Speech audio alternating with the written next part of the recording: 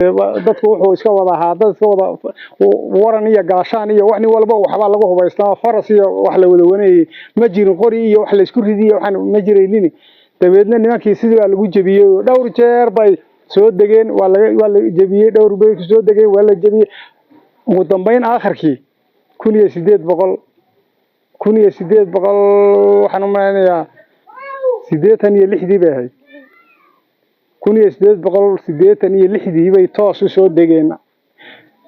xarar axmaaradu Itoobiya waan ognahay waa taariikhdeeda waa hayna 1886 ka hor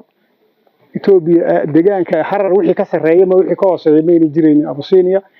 waqtigaas ay waqtiga qabsatay 1897 bayna soo deeyay marka yimaadeen baarimin ay soo dib soo qabsadeen marka degmadu waa degmo taariikhda leh